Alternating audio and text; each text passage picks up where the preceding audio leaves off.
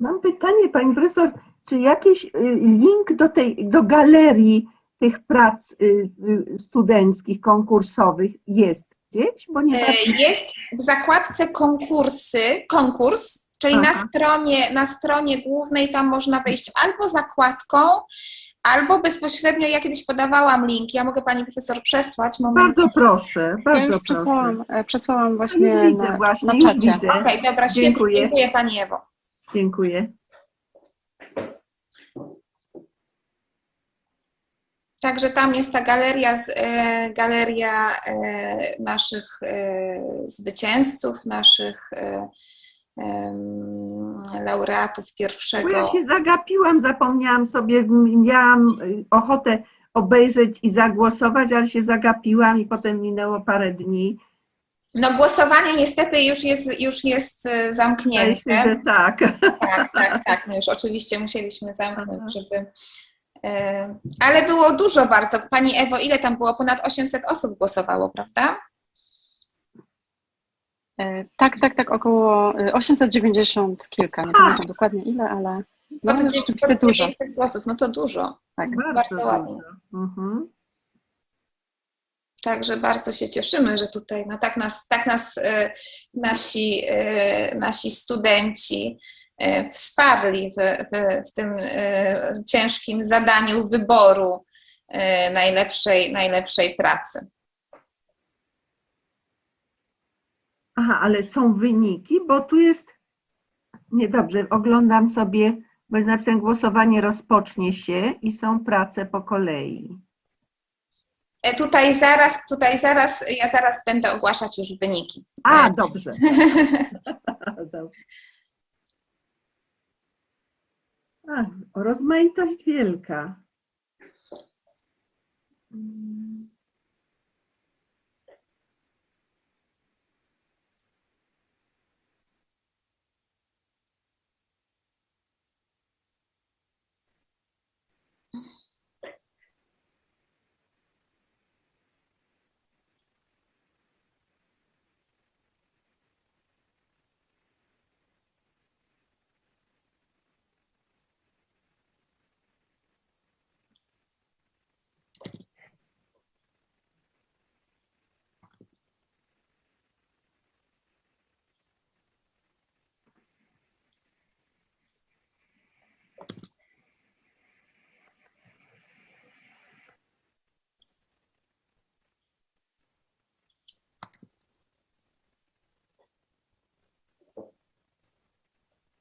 Pani profesor, chyba możemy zaczynać.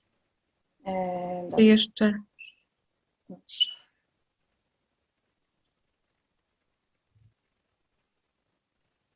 Dobrze, w porządku, myślę, tak. Może powoli. Jeszcze minutę. Okay. Przerwy technicznej na ewentualne problemy techniczne. Nie no, miejmy nadzieję, że już. Tak.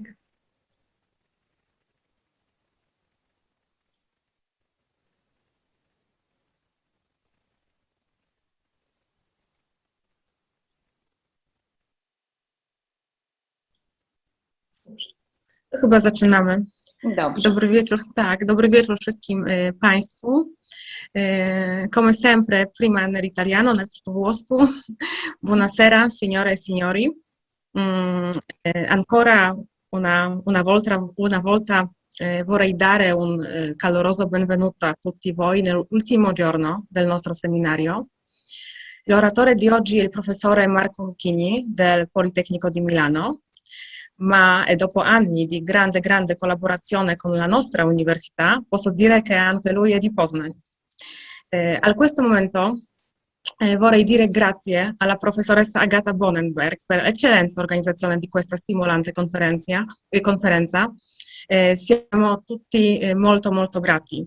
Vorrei ringraziare tutti gli oratori per le loro eccellenti presentazioni e per aver condiviso con noi la loro conoscenza, grande esperienza Vorrei inoltre ringraziare tutte le persone coinvolte nell'organizzazione del nostro pubblico per la presenza e per grandi discussioni.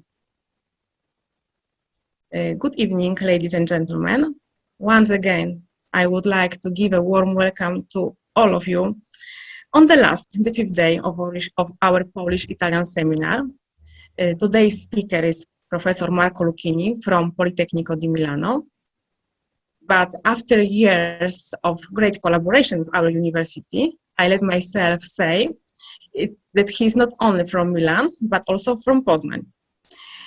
Before I give the channel back, I would also like to use this opportunity to thank our professor Agata Bonenberg for really an excellent organization of this inspiring series of meetings.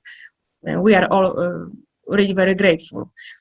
I would like to thank all the speakers for the brilliant speeches, all those who contributed to the conference. Thank you for all your excellent work. And last but not least, a big thank you to the audience for your presence and engagement in the discussion. And I think now Professor Agata Bonenberg will introduce our today's speaker in a more detailed way. But before, I think there is some announcement for everyone. Thank you very much. Thank you, Agatha. I actually have a few things to say. Continuing with the spirit of our Vice Dean, she has started to extend thanks and congratulations, and I'm really grateful for that. And I would also shortly but very warmly, I would like to greet my team of collaborators without whom I would not be able to organize this event. Eva Grela was a fantastic graphic designer for and the author of our website. And Piotr Drozdowicz, Paulina Kowalczyk, and Magda Matuszewska, who has done an excellent job helping out with the Zoom and all the organizational issues. Now, I am aware of the fact that a lot of you probably wait for the most exciting part of or the second most exciting part apart from the lecture, obviously. It is an announcement of the results of the images of architecture space form idea competition. I would like to say that the aim of this competition, the aim of images of architecture form space idea was to discover and to exhibit trends in contemporary and digitally generated architectural graphics, understood, in my opinion, as an independent field of art. The jury of the competition has paid a particular attention and was actually even surprised by the level of diversity of submitted works and their technical, thematic diversity, and in many cases their absolute excellence. The awarded works were, and what I mean here, not only awarded, but the ones who have passed the first level of jury, so the ones who were chosen, who were exposed on our website, who have passed first very, very severe jury. They were very innovative, both in terms of expression, in terms of technique, in terms of poetics. And I think that they will become a model and a tool of propagation of new concepts and new languages in architectural graphics. Okay. Before I announce the final verdict, I would like to point out that these 14 works are the first and important group of our laureates. They are the distinguished works. From now on, during the lecture, these works will be not only exhibited there under the codes that were given, but also under the names of the authors as distinctions. Then obviously all of the authors will be rewarded with the diplomas stating that they are the laureates of this competition. Now, the most, let's say, important part, the first prize was awarded to Mr. Adrian Matuszewski. We congratulate you, Adrian. I'm not sure if you are here with us today. Okay. Good afternoon. Good evening. Dziękuję, tak. Good evening. I know you are a student at Krakow University of Technology. Yes, I am.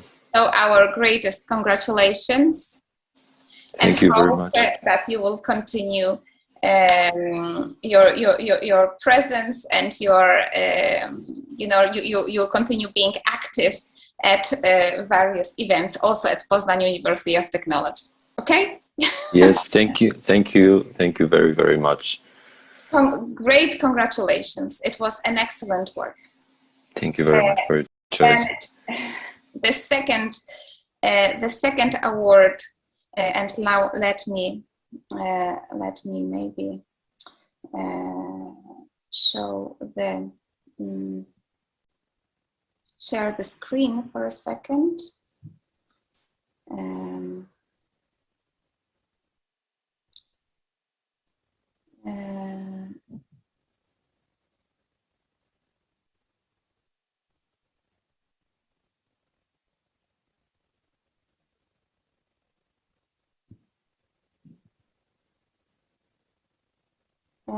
This, I hope you can see my screen at this moment. So this will be the diploma that will be awarded to Adrian, and we will contact him directly in order to give it to him. Now I will stop sharing. Now the second prize was won by Miss Julia Scheffler, who is a student of Poznan University of Technology. I am not sure if she is here with us, but if she is, it would be nice to hear from her. Okay, probably she's not. And last but not least, the third prize, the audience award, goes to Ms. Bogumiła Bordek, who is also a student at Poznan University of Technology.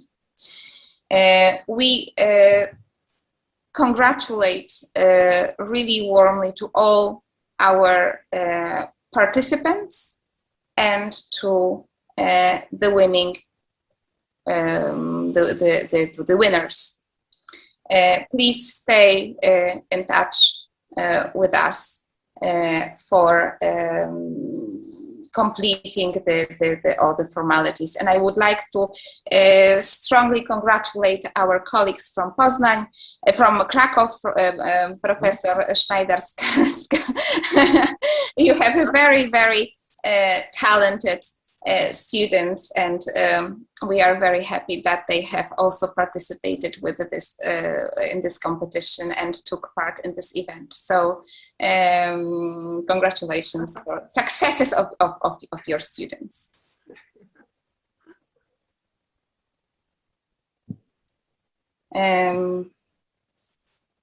Okay, so now so I think that now we can pass the meeting to Professor Marco Lucchini. I should introduce him now. I think, Professor Lucchini, I think you can start sharing your screen now, just to make sure that that everything works. I would, to give a brief introduction, Professor Marco Lucchini has been, as our Vice Dean Agata Gablak has already mentioned, has been collaborated with Poznan University of Technology for the last 15 years. And in fact, we treat him as ours, but professor is an architect. He is an associate professor at the School of Architecture, Urban Planning and Building Construction at Department of Architecture and Urban Studies, Politecnico di Milano. As I said, he is a visiting professor at the Faculty of Architecture of Poznan University of Technology, and his research lines concern the topic of housing design at different scales, the relationship among tectonics, building construction and expression, the narrativity in architectural design, and the identity of architecture in Barcelona and Milano modernist architecture. Professor Lucchini, the channel, the screen is yours. Okay, thank you very much to everybody for the kind invitation and the presentation. I assume that you can see my screen. Yes, it is. Okay, Everything is fine. So I would like to share with you some reflection about the living after, I say after because I'm faithful that the worst is past COVID outbreak. Obviously, in the last 2 years, COVID was the main topic of discussion, not only in architecture, but unfortunately in a lot of matters. And I think that everywhere we have a lot of books, discussion, lecture, conference, and more or less the topic is what the designer is supposed to do after the COVID, because the COVID is new and nobody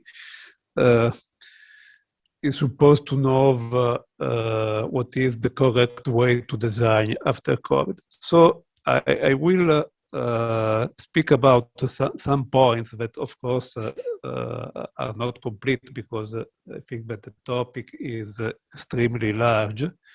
First, a little view to the history of the pandemic, and then I will jump to architectural structure, and we will see how the architecture works when it is claimed to defend people by the pandemic. And then we will go to the very topic of my speech, that is how the domestic space, so the topic is the house, react to this new kind of pandemic that whose effects on architecture was the lockdown. So, sorry, I have to.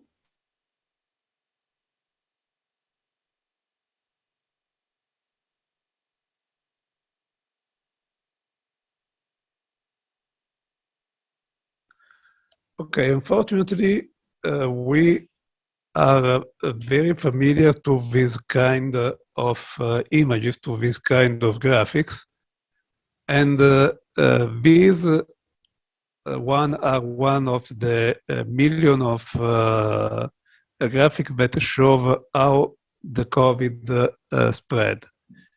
COVID-19 presents an enormous global challenge, and it has required a level of intervention on a scale that is totally new, or at least new for us. The threat of COVID came out as a new because no humans had the immunity to defend by the virus. And it spread exceptionally quickly, carrying a very high mortality that has basically overwhelmed the capacity of health services to face with it. And for many designers, the COVID represents an occasion to refocus and rethink how to design architecture, how to design home, how to design city. And most of architects agree that the news is that we need to pay more attention to the environment and the impact that humans are having on the Earth.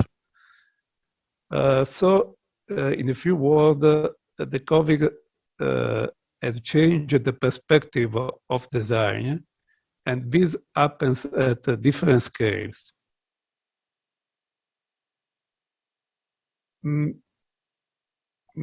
Basically, the pandemic is not a striking new.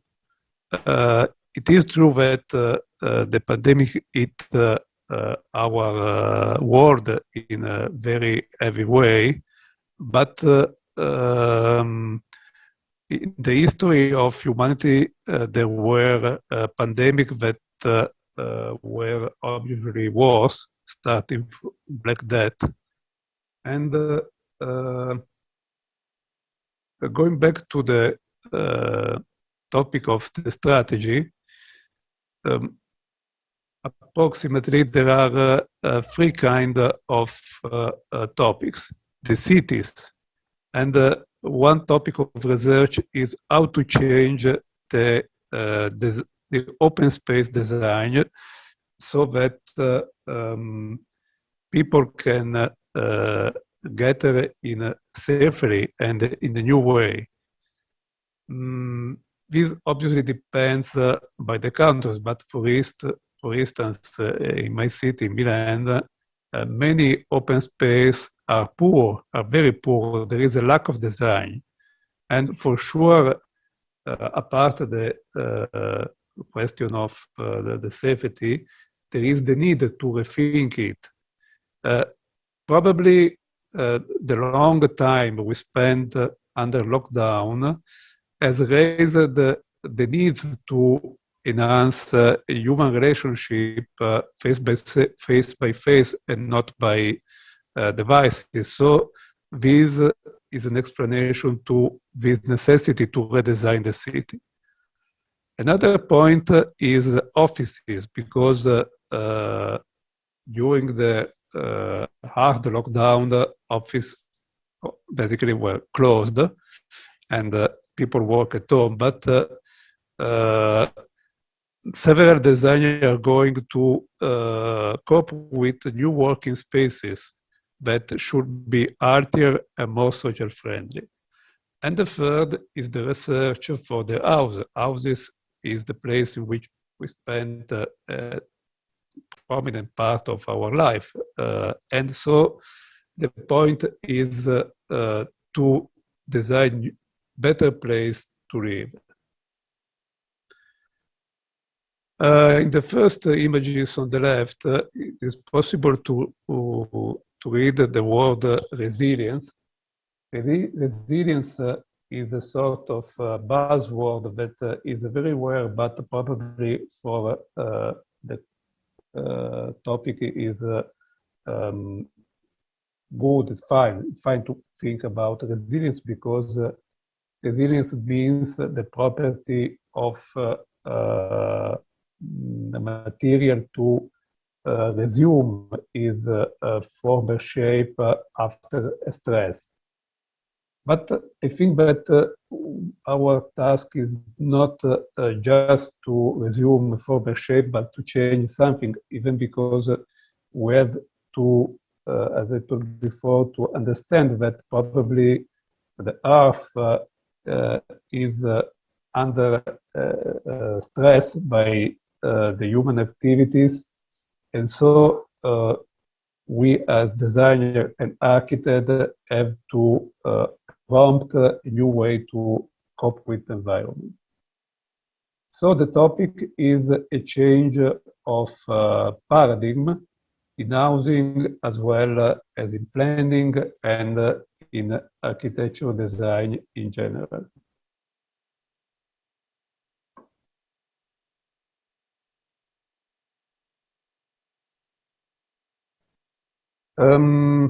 Just a few words to remind, especially students, that in 1918 there were the Spanish flu or influenza pandemic. It was probably worse than COVID because there weren't antibiotics and there weren't hospital like the one we have. The first observation, I don't know if you know the history, but the first observation of illness were documented in the United States in March 1918, and then in France, Germany, and United Kingdom. But due to the World War I, there was the censor, and the censor minimized the reports of the flu. The only country in which the press was relatively free was Spain. So seems that the pandemic came from the Spain, and it takes the name of Spanish flu. That toll was 50 millions. That is very, very hard toll.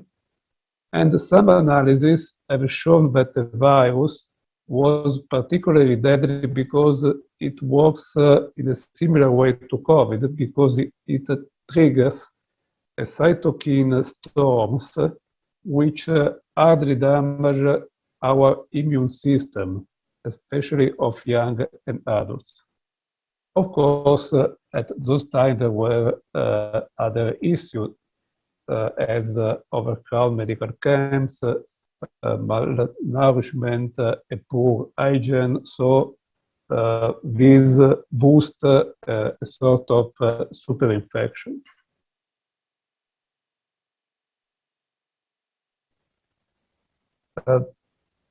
Very, very worst was, generally speaking, the plague pandemics. The plague pandemics lasted for several centuries.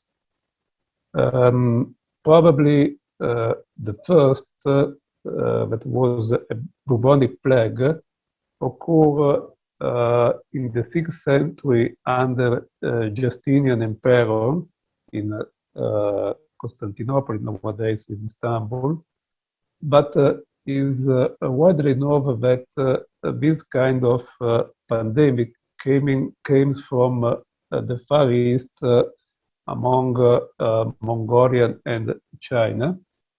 The Black Death, the outbreak of Black Death was in 1346 and quickly runs through Asia, Africa, and Europe, and there were a continuous outbreaking that were ravaging Europe.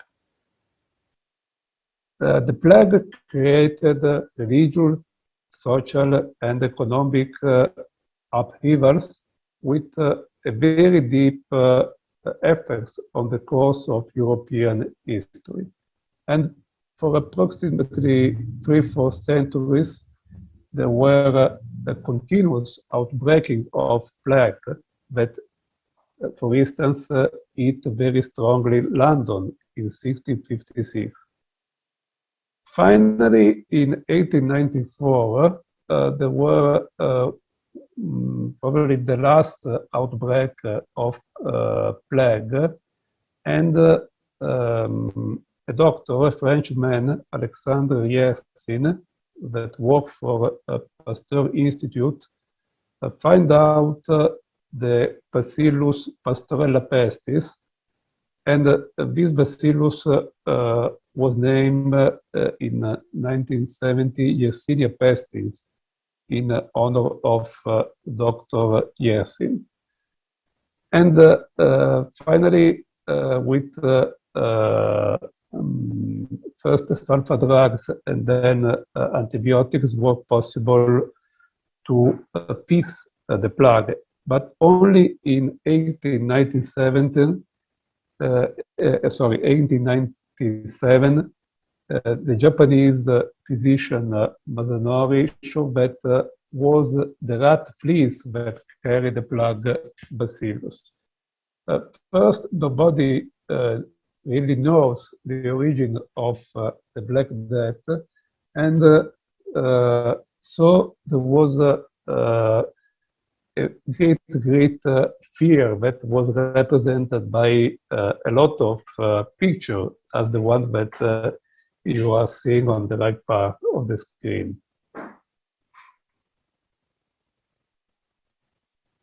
Of course, as nobody knows exactly the origin of the plague, and there was no kind of medicine, the only way to defend was to separate people who was suspected to be infected. And the first place where the so-called lazaret, the first one probably was built in Venice. It is the Venice Order Lazaret in 1423.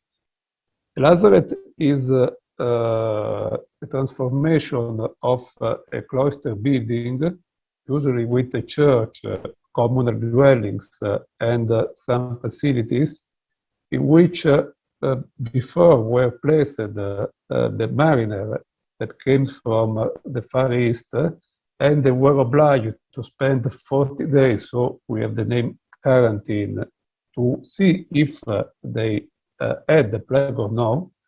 And then the lazaret became an hospital.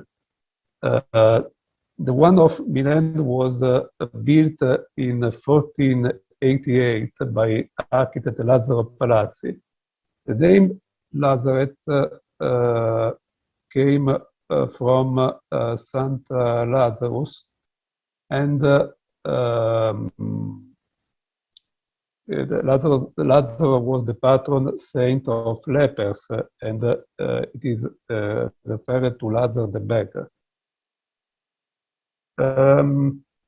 What is the point? The point is that the lazaret is designed following a very well-known archetypes, that is the archetypes of the enclosure.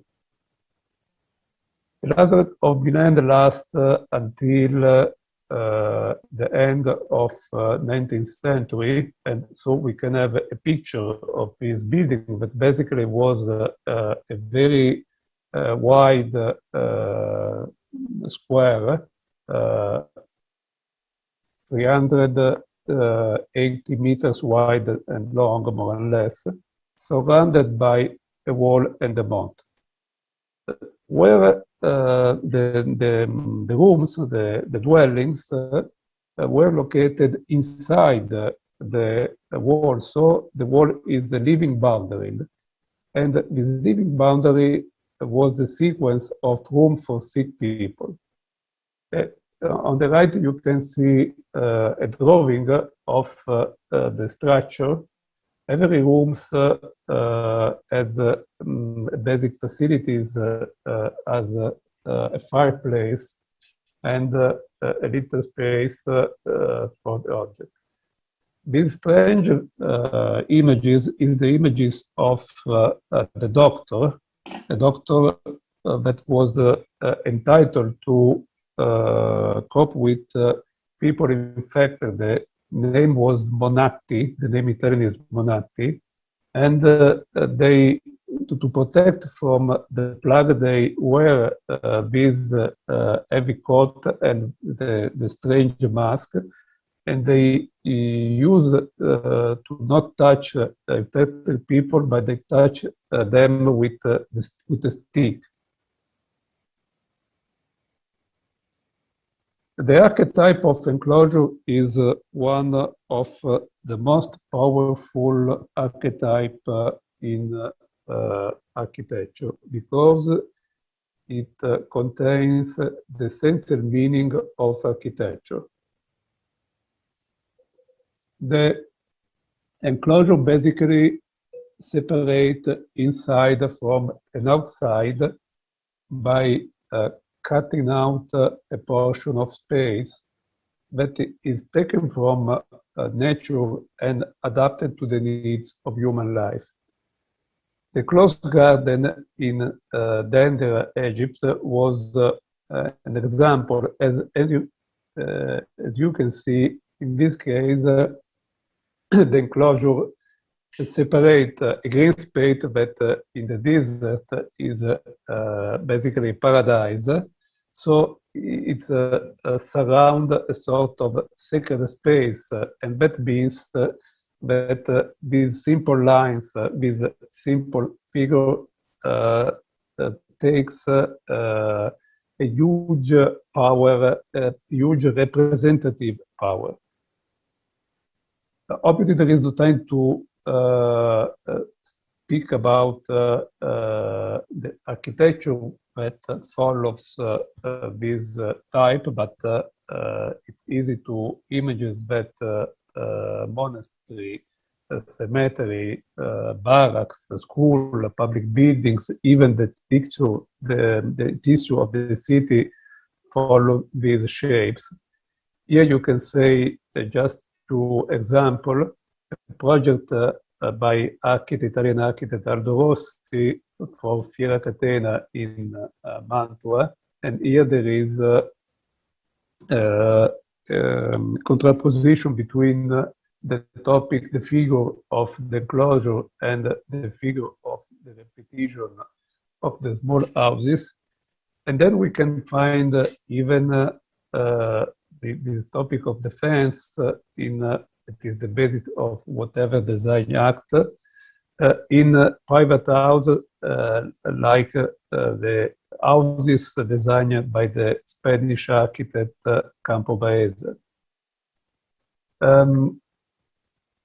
Take your mind this, because we will see in the following that establishing a limit and differentiate, make a difference between the inside and outside, both physically and mentally, was one of the main point of the lockdown.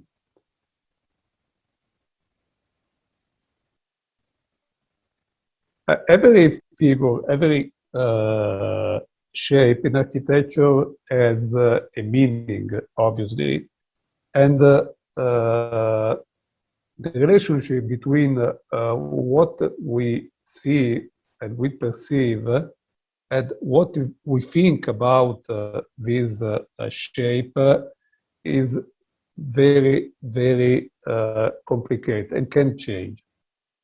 And if we follow the track of the enclosure, we can think that in a certain way the idea of limiting something, limiting the space, means also limiting our freedom.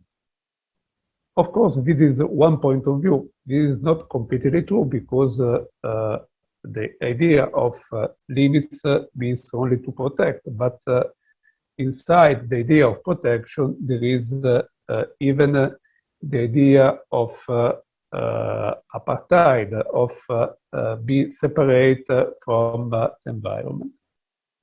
And probably, I don't know if the student knows the history of Michel Foucault. Michel Foucault was a French philosopher, and in the mid of the 70s, shortly after the riot, the 68 riot, was quite popular to go against the power, what was supposed to be the power. So Michel Foucault wrote a very famous book, Discipline and Punish, that was translated in several languages, including Italian, so Vedere e Punire. And the book, it is an analysis of the social and theoretical mechanism that is under the penal system. But basically, Foucault argued that there is a connection between the controls, the way in which government and institution control people and the shape. And he thought that there is a very particular kind of shape that was the panopticon designed by Jeremy Bentham, that was very powerful and strong because in the panopticon only one guard can control a lot of prisoners without the prisoners are being able to know if they are watched or not. And he thought that this idea slightly across the society, so that the way in which the society usually controls people through institutions like school, prison, hospital, was in a sort of metaphor of the panopticon. Probably, and for sure, Foucault was not totally correct in his analysis. It was deeply powered by an ideological point of view, and as you know, in ideology, you don't tell exactly what is true, but what do you think is true to convince people about an idea. But there are some parts of his thought that is correct, and of course it's quite easy to imagine that the technology will detect us every second, especially by the mobile phone, is a sort of panopticon. But even in the architecture, there is this kind of control. Several historians, for instance, the Italian Manfredo Tafuri, pointed out that, for instance, in the architecture of Le Corbusier, there was a relatively hidden will to control people. And this is probably or partially correct, as many shapes that characterize the architecture of Le Corbusier, for instance, Maison Domino, and probably even the unité d'habitation, whose the best known metaphor is the ship, the steamship, are in such a way a sort of formal structure whose task is perhaps not to control people, but to make people to stay in a certain order. In fact, Corbusier, as is well known, was fascinated by the monastery, Pavia Charterhouse and Ema Charterhouse, close to Florence. And in the Charterhouse, people, the monks, follow a very strict and hard discipline. And this, the shape of the Charterhouse, of course, affects the way in which the monks lives. the way in which they spent their life. So there is a strong connection between the idea of control, the idea of discipline, and the space. So everyone has experienced the lockdown. We know that the lockdown limits and restrict our freedom because we have been requested to stay home. We were requested to stay in quarantine for 14 or 10 days, depends by the country. In Italy, 14. If we have the symptom of, even if we got in touch with someone who was suspected to have the COVID. And apart from this, the lockdown lasts more or less 3-4 months in Italy in the spring 2020, and then we had other 2 lockdowns in November and February, January. And the prolonged lockdown had, as a result, an increasing of disease. And apart the people who got the virus and got sick with pneumonia, the scientists think that there is another category, but it is the non-communicable disease. And the features are the elevated rates of stress, of anxiety. People feel sad, stressed, confused.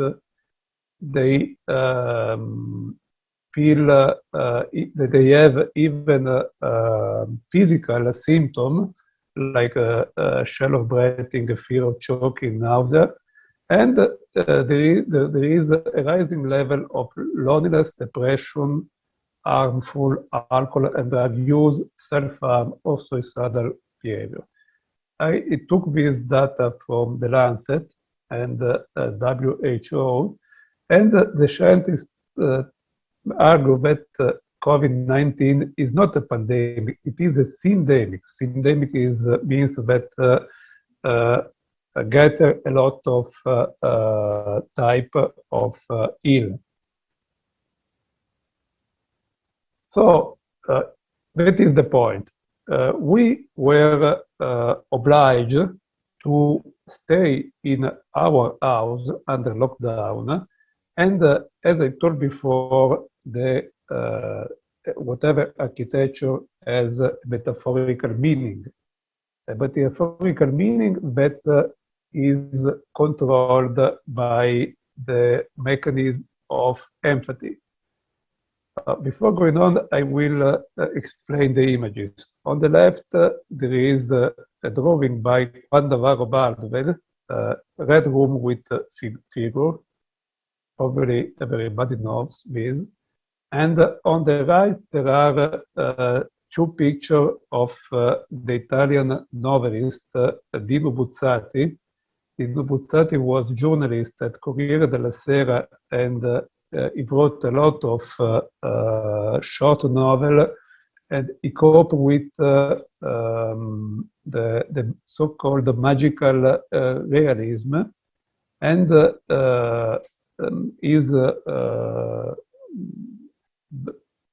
most of his best novels speak about fear and uncanny, say. And these drawings are, I think, that shows a sort of beast that is knocking at the door, while there are people who are scaring about this beast, and the beast can be obviously the god. Okay, going back to architecture, several people, several architects, according to theory of empathy, the theory of empathy was designed by Heinrich Wölfflin, say that in perceiving things, the mind projects on these things is its knowledge of bodily sensation. So there is a double relationship, a round-trip relationship between the body and the architecture.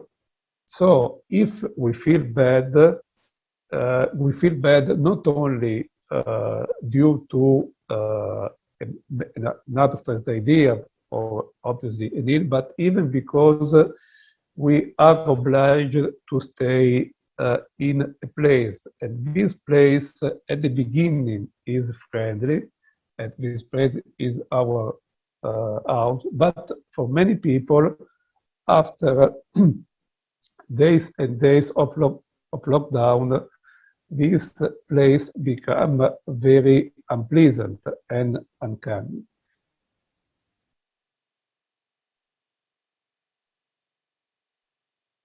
And so it's easy to realize how deeply the domestic space is the space of our house, is deeply connected with the topic of boundaries, the topic of enclosure, and even the topic of discipline that we have just seen. Probably the responsible of all these are the mirror neurons, because the mirror neurons respond both to one our action as well to observation of other action. And scientists thought that mirror neurons are the main contributor to empathy. And by this point of view, empathy is the projection of one's feelings or thoughts on an object or a work of art that in our case is architecture. So the architecture and the human feelings are the two poles of empathy. This obviously is a phenomenological standpoint, and what we have to take in mind is that the architectural space interplays with the sensorial experience of the body. And in a few words, the lockdown damages the way mirror neurons establish empathy and affective links with the home, because the home was perceived as a jail, because the pandemic seems going worse and worse, because some people have panic attack. And the lack of physical movement probably distorts the sensation of space, and the space itself became boring or uncanny.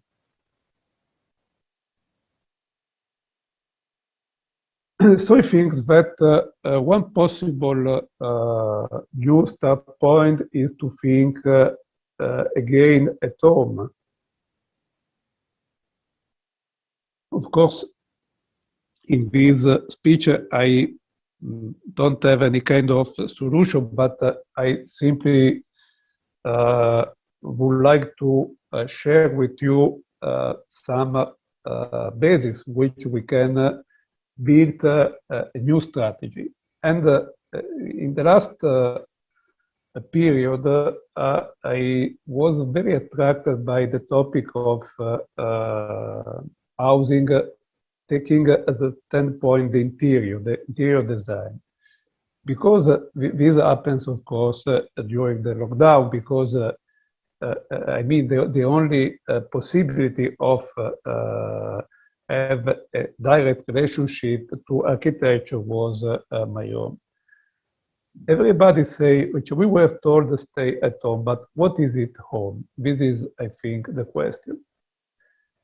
In this picture, we can see Charles and Ray Eames, American and Californian designer and architect, at home. And I think that their home is very cozy. Why? Because they succeed in find a relationship between the shape, the object. Here we can see several object designed by the IMSIs, especially, for instance, this chair. And they say that the house is something that is supposed to connect people, ideas, objects, and the quality of the connection is the key to design. And in few words, we can say that the house became home when the relationship between the public is usually the living room or the mezzanine or the common part of the house has a sense. And the architectural meaning of the home depends by the way in which the form of the space is able to fulfill those relationships. So the house is not only the outcome of architectural design, but of a superimposition of different disciplines that include not only architecture, but even literature, philosophy, cinema, art. Why? Because the layering of this way to approach to the culture give thickness to the connection that are the basis of the domestic space.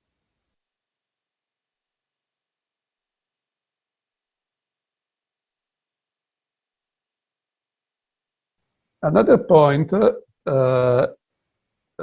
so we told that we need a relationship between the shape of the house and our mind, if you will. Okay, but this is not enough because the house became a home. This in English is easy, in Italian is not so easy because the word is the same, it's casa. So the casa is a word with manifold meaning, but in English is easy. And the house became a home even when there are human relationships. And I think that we can quote this drawing, Charles drawing for the article, What is a House? And so the domestic space is an agreement, something that is built on a harmony between the form of space and sociality that, as I told before, is based between relationship among private and individual. The synthesis of all these make a space that has a meaning. What is relevant as well is the movement of people, because as everybody probably knows, Arnheim spoke about perceptual forces, and the perceptual forces are the counterpart of the human body contributing to making sense. So here I have a couple of slides that show the evolution of the domestic space. The domestic space starts with a blurring between private and public, as we can see in these images, in which the Pope Innocenzo III basically sleep in public with other two guys. Then in the Renaissance, especially the painter began to paint some private space, but this was reserved only for saints or intellectual. Still in the alignment, there is a mix, a blended space between public and private, and only in the 19th century, with the uprising of middle class, we got the idea of private rooms. And usually the historian and the architect who studied the evolution of domestic space argued that there is a connection between some points, that there are the English house, in which there is probably for the first time an arrangement in space with rooms. Then this goes on in the studies that cope with the design of a working class apartment, and in this period the rooms means to improve the hygienic matters. Then of course there is the big season, the huge season of the modernist, for instance, the study by of Klein. And then I think that there are two possible outcomes. The architecture that have a meaning because it was designed by a good architect. This is one apartment of Milanese modernism. And the typical real estate flat, but at least for what concerns Italy, is an apartment that is based on a type of design in more or less between 40 and 50, is usually arranged in room, and the relationship with among these rooms are very poor. And it is easy to understand that these kind of houses seems as a labyrinth. So what we are supposed to do, we have to change our approach. We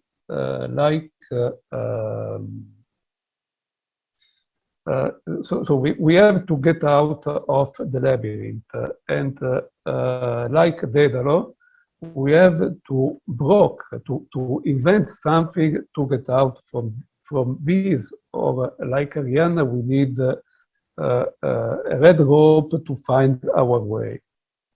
And the strategies, I think, that can be this topic, that are plagued house, relationship, grid, deforming, flexibility, edge, box in the box. The most important, by a certain point of view, is the playing house for architects, because kids, when they play, are fantasy, are creativity, and they don't respect too much human convention and the constraint and the requirement of the regulation. So they have not only they have fun, but they are able to change the relationship between the space and the thought. So basically, the children's design without prejudice. And what is the point? The point is that we have to change the relationship of the houses. The typical relationship of whatever apartment arranged by room are closed because there are the door, and the door set a non-off relationship. You get into a room because there is the door. These relationships are as well static. Static means that there is usually one-way visual connection, that this happens, for instance, in the enfilade, And we have to turn in open relationship so we can change the arrangement of space without destroying the department.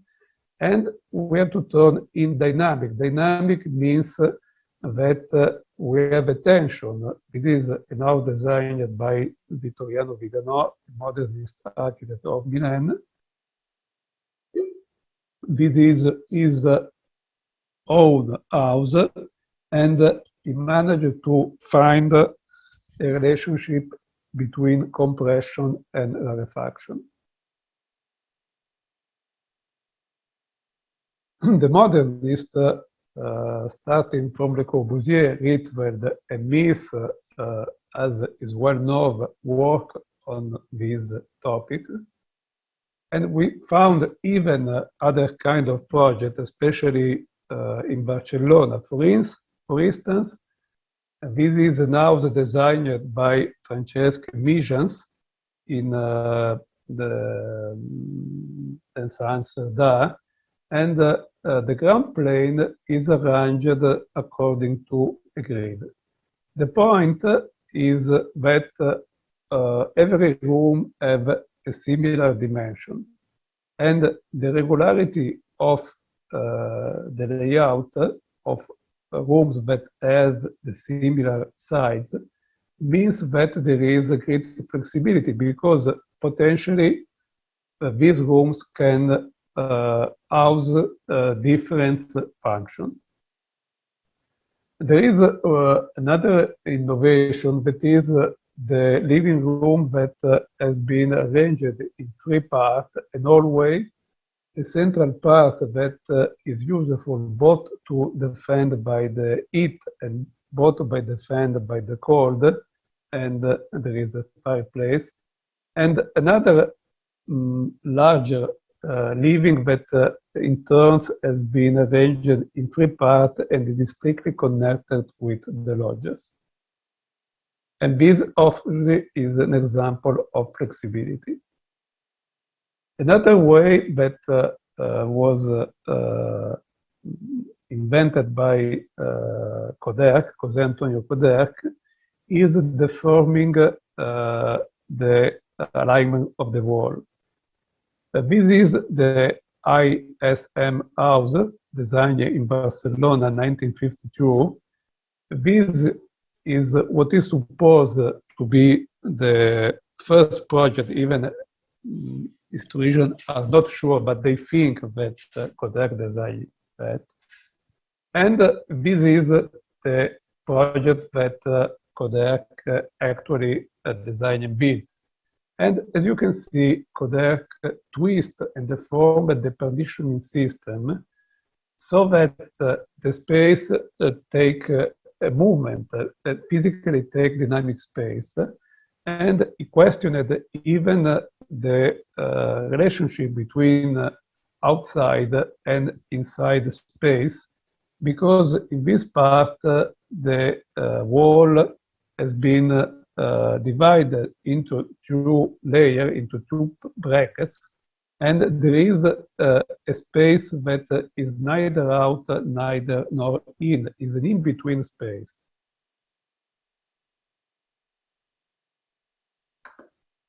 This is probably the topic of a diagonal that introduces a powerful directional impulse that give power to the design. And obviously here there is even another point that we don't have time to go deep, that is the transparency at the SLED facade. Gio Ponti, Italian architect that was a close friend of Coderch, succeeded in changing the well-known types of apartment in another way. He introduced the flexible wall that are basically walls or doors that can be closed as an harmonium, and this is our house in Viedezza, And the structure of the house that has a central corridor basically is quite common, but it changed totally this kind of space, letting inhabitants to have visual connection. Why this is related to pre-COVID? Because if we had to work and stay for a long period in this house, it's clear that opening all the walls, the space of the house change, and so, for instance, it's possible to arrange an activity that is different in day and night.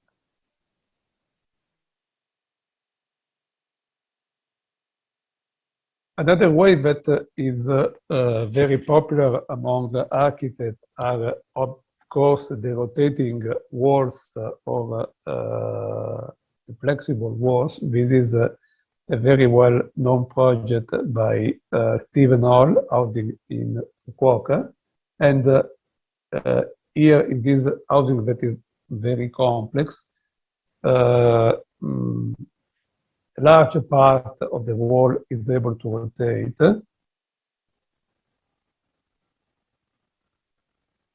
And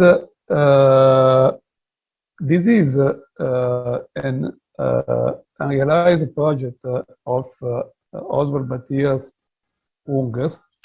And I think that it is an edge strategy because he worked on the edge of the apartment, finding a new relationship between the communal space and the perimeter wall. Basically, in this project that is known as Neue Stadt of Köln, was a design for a city that was conceived multiplying the single apartment. And so in every building, there is this cluster aggregation of boxes that spins around this center that is the living. And even in this case, there is a certain degree of flexibility because here the shapes declare very strongly that there is a boundary, there is an enclosure, and the shape of the living is, while the shape of the room is, as I can say, hard and very strong, the shape of the living is very permeable.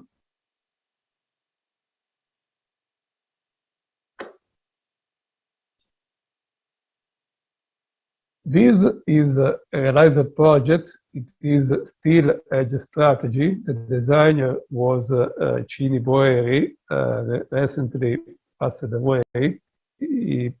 She was the mom of Italian architect Stefano Boeri. And it is a villa, north of Milan. And Cini Boeri spent a long part of his career in studying innovative ways to design houses, small and large. And her aims was to overcome the idea of rooms. So she began to fold, like Wiscan did, fold the perimeter, the edge, the boundary of the building, and the main rules of the space is given by this folded edge.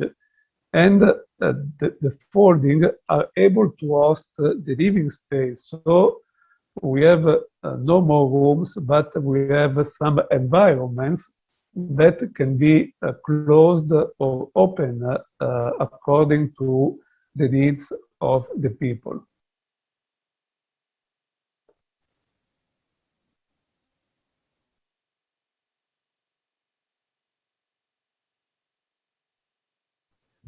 Another strategy is the one that we can find in Irish Mateusz house in Azeitão. It is just one example because there are a lot of buildings by Irish Mateusz that follow this strategy. It is the restore of a former warehouse. The project focuses on existing large central full height space, and the architect focus on the reinventing the edge so that they become thicker and stronger. A second wall at the ground floor, that is this one, is developed from inside and close to the existing, but quite close to the existing one, so that it creates remarkably thick and close. So we have basically an offset of the boundary. In the gaps between the new and the original wall, architect place service, and they are all at the ground floor. The wall includes even interstitial areas that by one side get light and by the other side create the wall itself.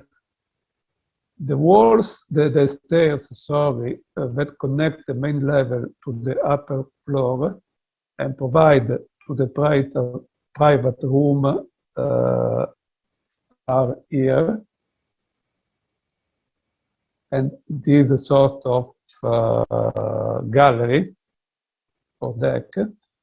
And it is interesting, very interesting, and I think that is outstanding as well, the way in which they conceive the space, because all the rooms are suspended or hanged to the ceiling, so that the ground floor plan is totally free.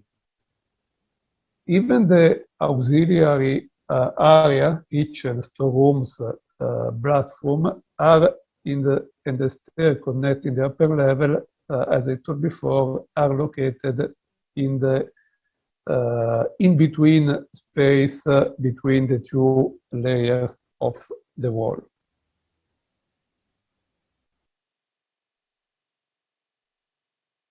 This is a project by Shigeru Ban. Shigeru Ban is well known for his social approach and his social commitment in architecture.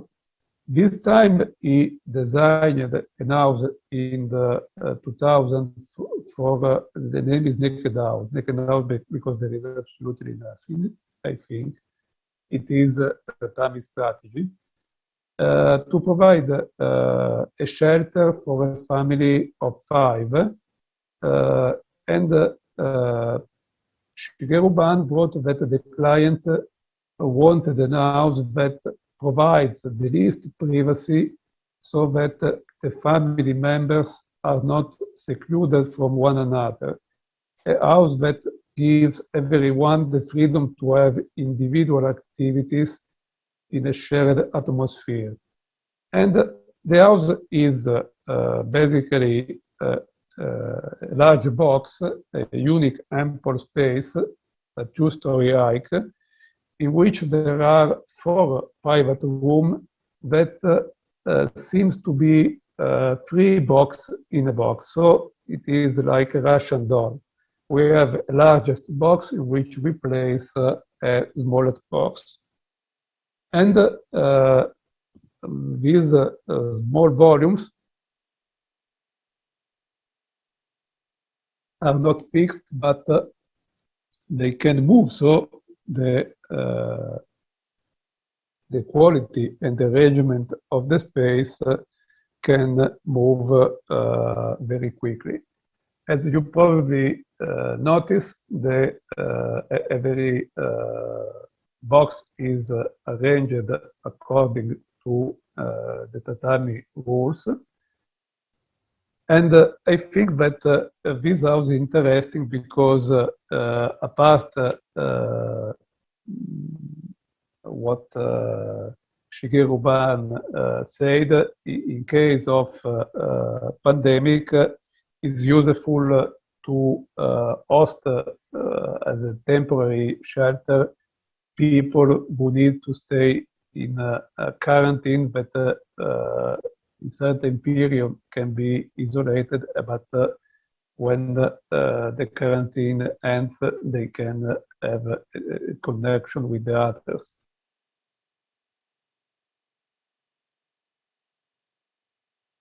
This is another view. The walls are made with different layers of a material that was polycarbonate, if I remember well, with several layers of insulation, so there is with very mild light. And these are a picture of squatters that was taken in Zurich by a former student of mine. And as you know, squattering is legal under certain conditions in Switzerland.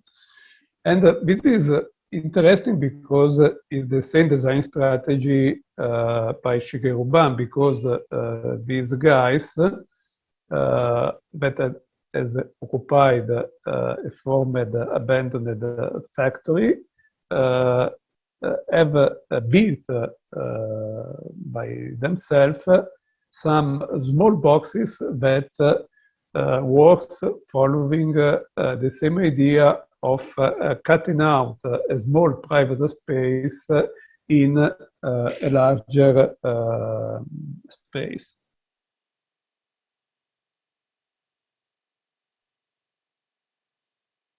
Then, obviously, there is even the huge topic of the boundaries. I will show only very few images because this is another large subject. And of course, the relationship between in and out is extremely relevant.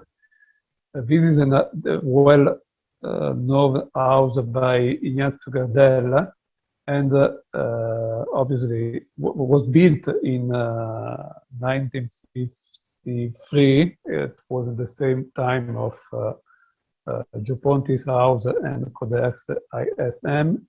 And Gardella wants that the interior was visually connected with these large floor-to-ceiling window that formed above windows, controlling the light with the Venetian blind. When the house was built, Gardella decided to keep an old trees, robinia, building the house around this tree because formerly the construction site was a park of a palace that was teared off by the bombs. This is the invention of Gioponti, is the furnished windows. In Italian is finestra arredata. In English, I think that furnished window or equipped window is acceptable translation, and consists in placing some furniture sticked and glued to the transparent facade. So the window is not just a screen through which we can look outside, but it is even an object with which we can interact. Then clearly there are the topic of the gallery. In Italy, the gallery is not very popular because people frequently connect a gallery or a deck with the idea of poverty. This is a prejudice, of course, as if the gallery is well designed, it can be really a plus for architecture, because especially in case of lockdown, there is a very good space to spend the day. And this one, another strategy that in this case tends to break physically the boundary, inserting a box. So we can assume that this is a different evolution of box-in-the-box strategy by Shigeru Ban. By this time, the boxes has been inserted in the middle way in the walls of the house. So this is the last images. This is an ex voto. An ex voto is a thing that exists in whatever Christian or Catholic country. Is drawing an object, some things that we place in an holy place to thank God because we have survived to a dangerous situation. And this was drawn by Ugo La Pietra. Ugo La Pietra is an architect and an artist as well, which depict the city, I think, Italian city, is not Milan for sure, probably maybe Florence, but I'm not sure. So it is an Italian landscape after the COVID. So the project does not end with the construction of the house, but continues over time with a process of appropriation of the space that is similar to the evolution of a language, that remains alive and can change when it is spoken, practiced, and traveled. In short, space is a practiced place. So I thank you very much for the kind attention.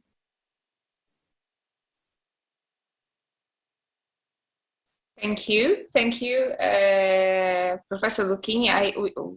Now, as you have switched off your presentation, we really cannot even see your face. I would really like to. I would really like to thank you, because it was just such an impressive research which you have shown us today. It is probably up till now, and I have already participated in a few conferences, it is probably the most profound talk about strategies and methods used in architecture already that can support and that can give us the tools to continue our work in this really particular period that is that is continuing on happening, both with the historical case studies and modern, and with these wonderful concepts of dynamic interiors, of flexibility, and opening the discussion. I would like to open the discussion to everyone, to our audience. Opening this discussion, I would like to ask you, what do you think? How would you refer these case studies that are basically, or most of them are about bringing people together, these wall solutions? How would you refer that to this also natural urge that a lot of us felt during the lockdown period, the urge of being alone, an urge to going the opposite way? You don't want to maybe for the entire time to be with other people, but you need also the space and the distance. What do you think about that?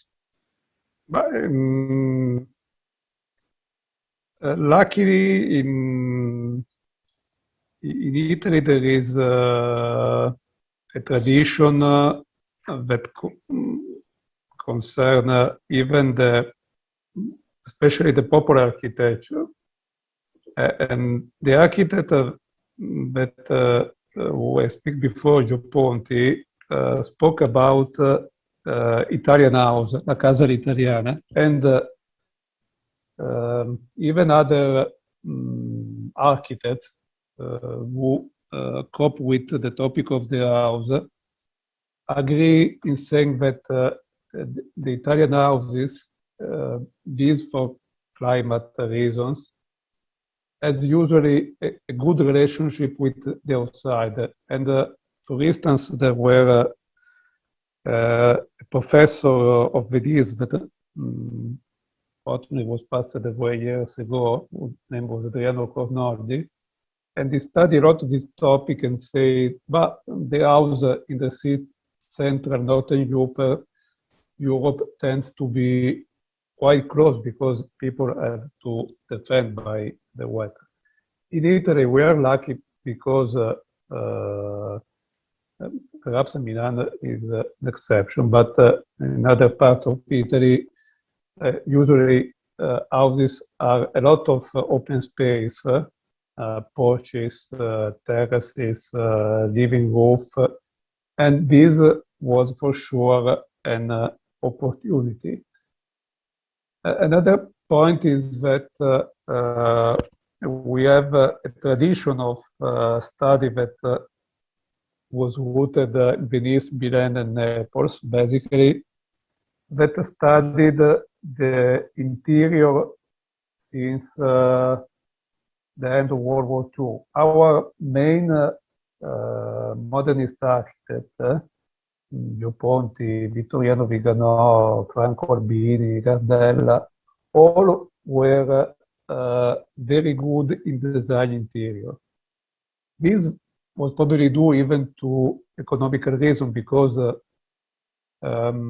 we can say in Italy after the World War II there was a great difference between the working class and the middle class. The middle class earn a lot of money in a short time and get very rich.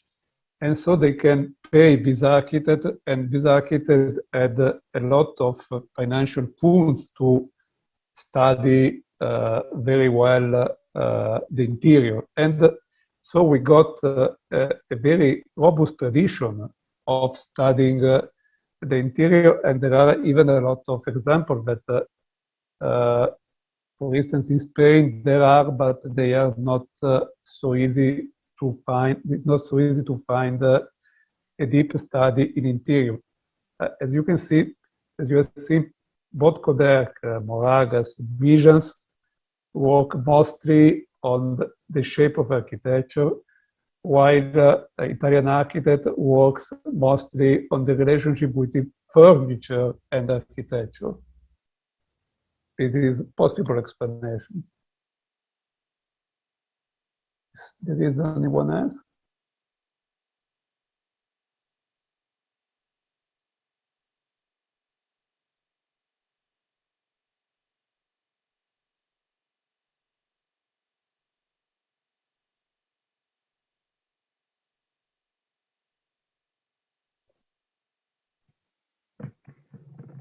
Pani profesor, ma pani wyłączony mikrofon.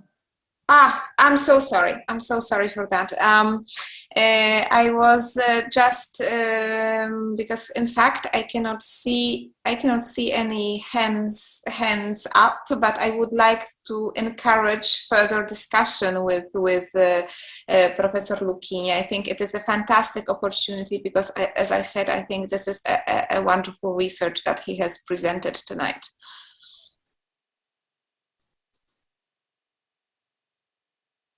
And for students, or if you find it more comfortable, please write your questions in chat.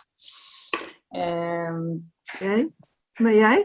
Yes, absolutely. Yes, of course. My question is, the lecture was very, very interesting because of history, because of systems, and it's okay because of systems, because of connections with history, but my thinking is very simple, because after this lockdown, people need more, you are talking about it, more open space, but also more private and open space connected with flats. And we saw most of, in your lecture, more big flats and big houses. It's different compare sometimes with many small flats. They are the most part of flats in Poland, and I think that this is the problem. And after your lecture, I was thinking about this system of edges, and maybe the way is, for instance, if we are talking about multifamily blocks, not from 16 or 70s, but also constructed in last years, we can add some elements, some boxes to elevation to make this flats bigger, to add the new open space, because I think it is the problem that people need in existing flats more area.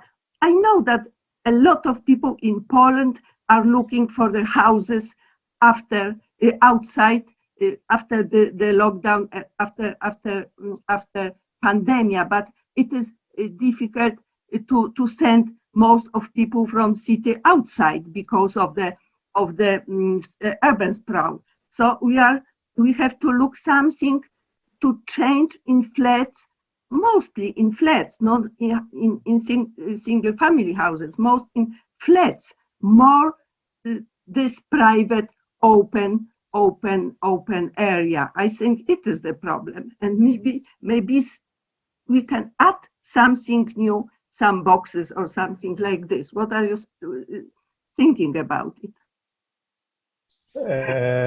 Totally agree with you, 100%.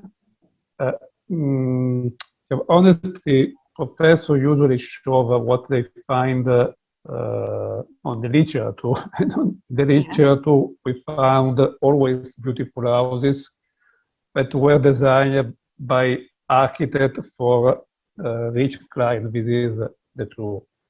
But I have, some years ago, I studied the social housing, and the music is totally different.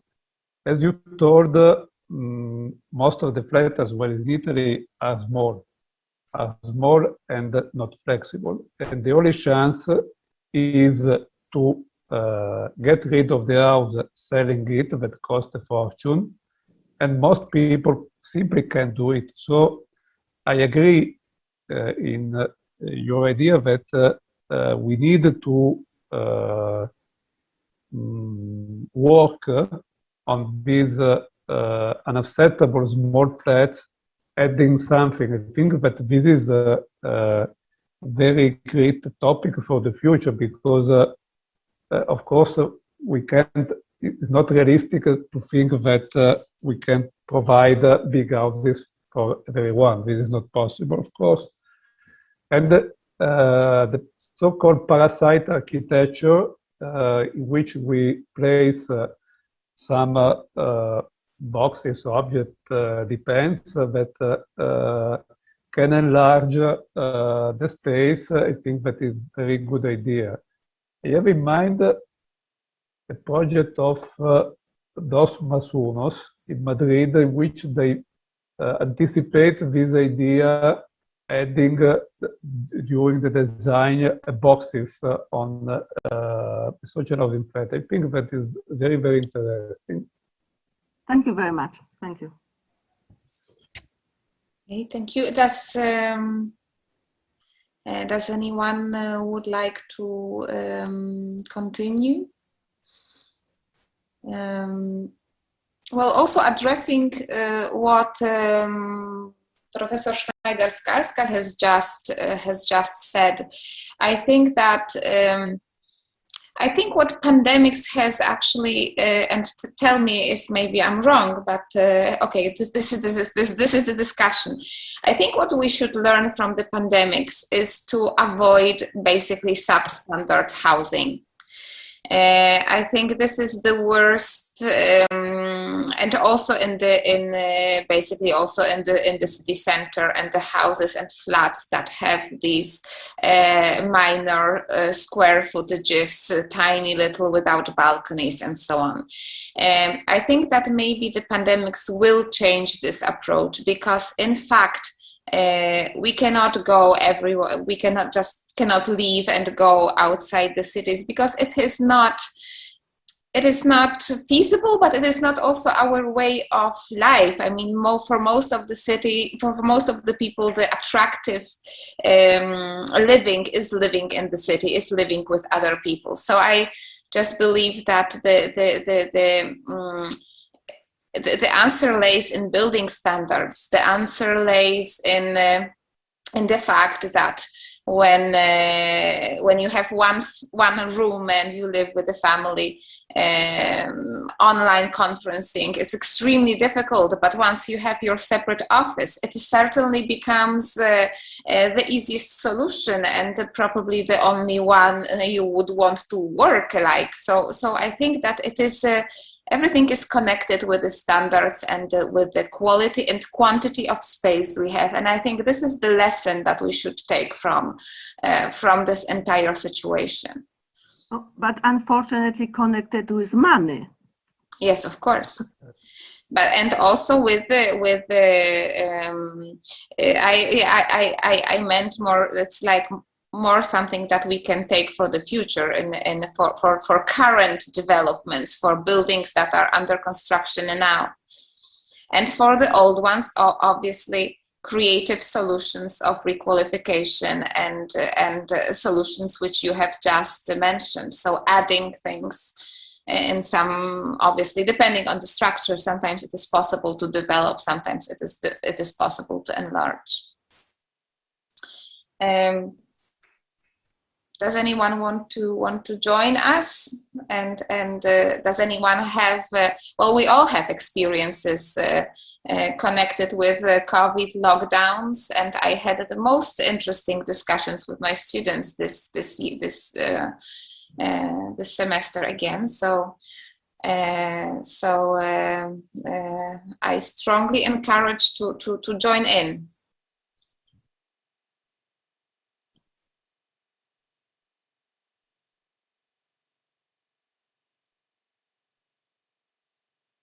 I cannot see any hands up. Pan Professor Wędrychowicz? I think it is very interesting discussion. Do you hear me? Yes, loud and clear. And I'm thinking that in this very strange period of time, I don't think that space where we live is very, very important now. Many years ago, the people have, in this same situation, will be completely alone. Today, we have a phone, we have a computer, we have TV. So what is problem that people need communication. They go to work and they meet people and they have connection with the surrounding. Today, they should stay in home. But now they have possibility to have a visual contact, and they have a touch like me. I can call to my friends in America, in England. I have a daughter in Holland. So it is easy, but easier. But many years ago, in the same situation, the people could get crazy.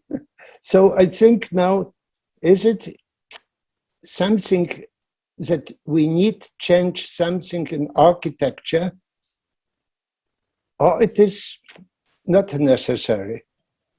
Because it doesn't matter if somebody is in one room or in big house, you know, situation is the same. Now is problem generation.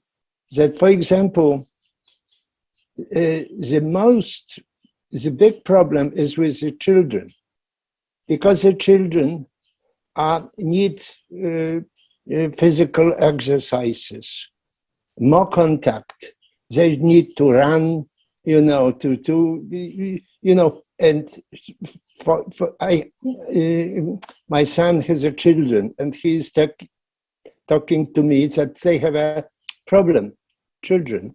But in young generation, it is another problem. And old people, you know, they probably, if they have a phone and they can use a computer, probably it's not very, very bad. So it is question, do we need to change something in architecture or not? Yes? What do you think? Thank you.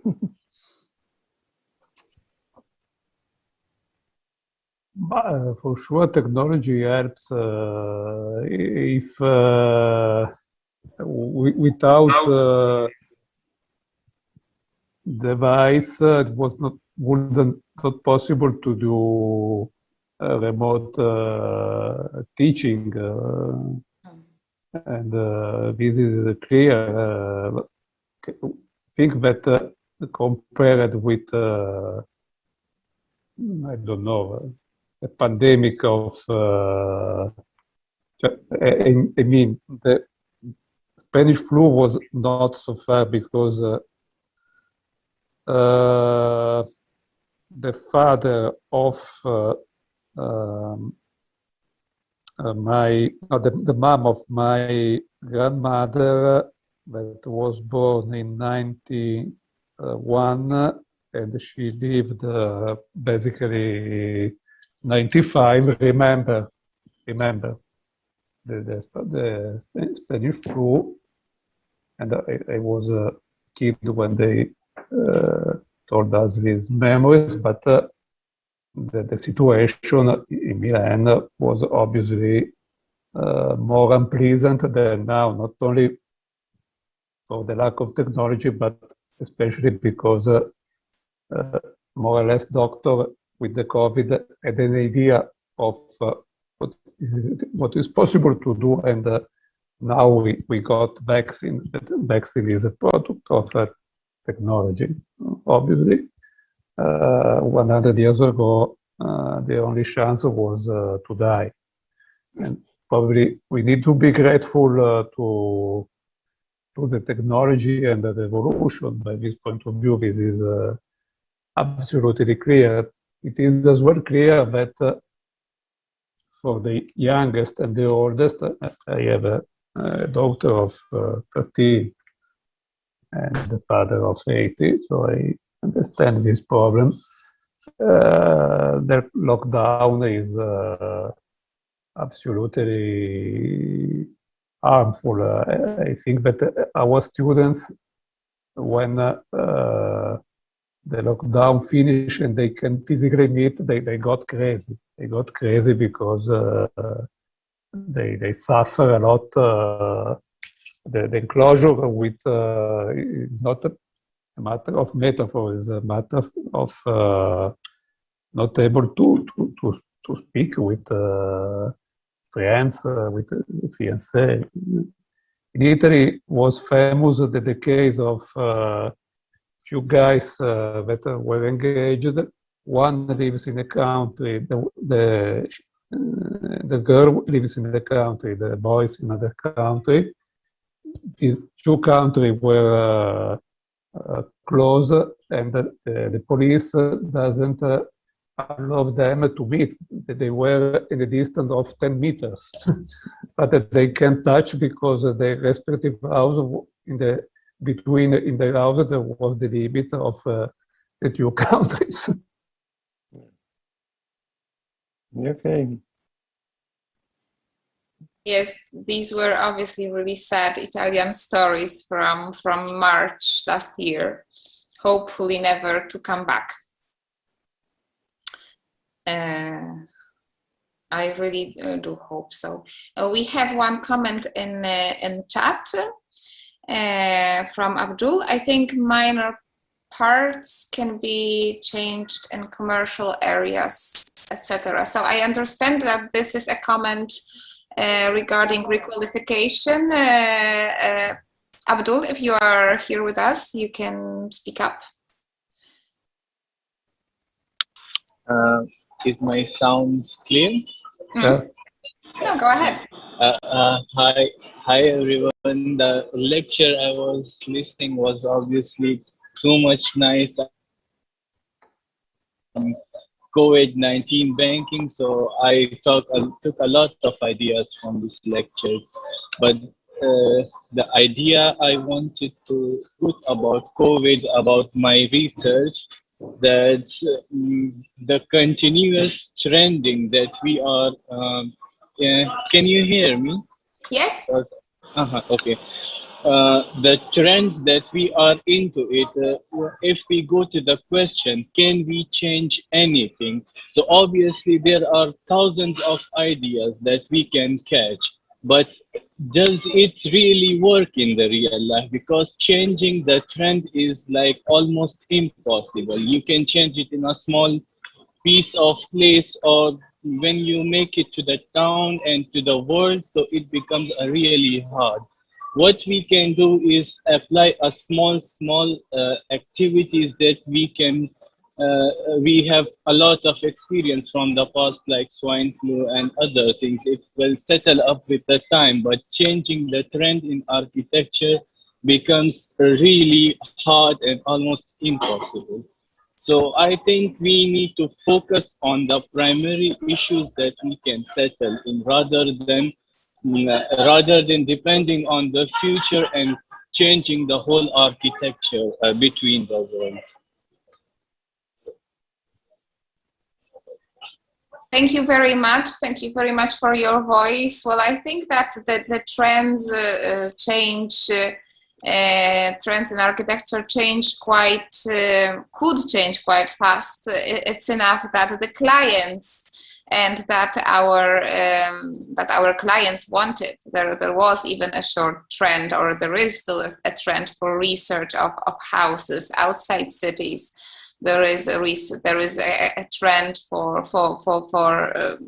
buying slightly bigger flats, which we know about. So maybe it is possible. I think it comes not from architects, but it comes from the clients, it comes from the people, it comes from their needs, in my opinion. So yeah, I would be simply more positive about that.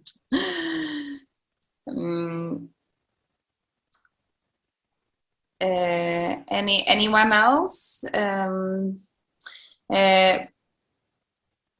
Okay, I cannot see any more hands up.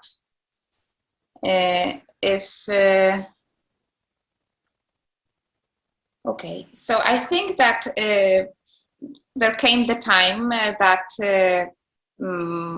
I will say the final goodbye, because it is our very last meeting of Spazio Forma Idea. I would like to thank very much all our audience. I would like to thank you all for keeping with us and discussing with us and visiting the lectures.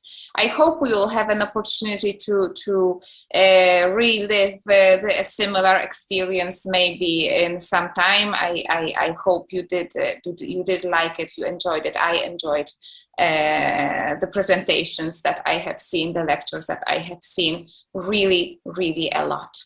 I would really like to thank again my team, my Vice Director Joanna Stefańska, who is here with us, but today mute, and my team, Ewa Grela, Dr. Piotr Drozdowicz, Paulina Kowalczyk, and Magda Matuszewska. So I would extend also my greetings and my goodbyes to colleagues in Krakow, Professor Stachura and Professor Schneider-Skalska, and my dear neighbor Piotr Wędrychowicz. And I really truly hope to see you around soon, and have a wonderful weekend, and thank you very, very much for joining our conferences. Have a great evening. Bye. Thank you very much. Thank you very much. Bye. Bye. Bye. Very much. Bye. Bye. Bye.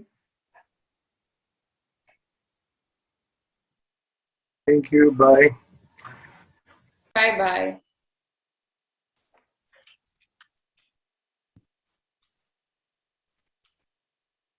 See you again. See you, Dad. Thank you very much. Thank you. Bye-bye. Bye. Bye-bye.